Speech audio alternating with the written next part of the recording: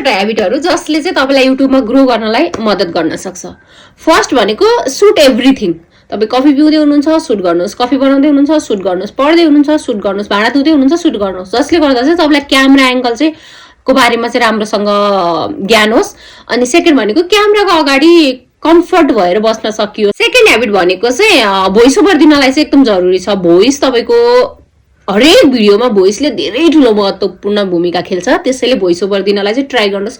अपलोडै गर्नुपर्छ भन्ने छैन तपाईको सबै भिडियोहरु, तर भोइस ओभर गरेर आफै सुन्नुस्, बारबार सुन्नुस्। यतिको भिडियोहरु चाहिँ युट्युबमा हाल्दाखेरि चाहिँ चल्दा कि चल्दैन होला भनेर चाहिँ ट्राई गर्नु होला। थर्ड भनेको अर्गनाइज भिडियोहरुलाई चाहिँ छुट्टै छुट्टै फोल्डर बनाएर राख्ने बानी गर्नुहोस्। जसले गर्दा चाहिँ तपाईको मिमहरु कहाँ छ, तपाईको ट्राभल भ्लगहरु कहाँ छ, कुकिङ भ्लगहरु कहाँ छ भनेर चाहिँ तपाईलाई थाहा होस्।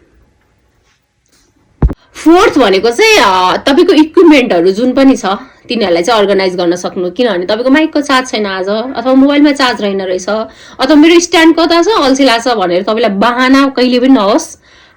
फिफ्थ भनेको चाहिँ मेक टाइम टेबल। तपाई कुन दिन स्क्रिप्ट बनाउँदै हुनुहुन्छ, कुन दिन भिडियो सुट गर्दै हुनुहुन्छ, अथवा कुन टाइममा भिडियो एडिट गर्दै हुनुहुन्छ। जस्तै अब तपाईले टाइम टेबल बनाउँदाखेरि घरमा कोही पनि नभएको बेलामा, शान्त भएको बेलामा चाहिँ भोइस ओभर दिन सक्नुभयो।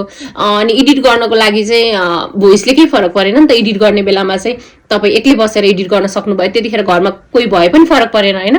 त्यही भएर तपाई टाइम टेबल बनाउनु भयो भने चाहिँ तपाईलाई कुन बेला सुट गर्ने, क्यामेरामा नेचुरल लाइट कुन बेला आउँछ भनेर तपाईलाई सबै कुरा थाहा भयो भने इजी हुन्छ। सँगै अगाडि बढ्नुपर्छ युट्युबको दुनियाँमा। Bye bye.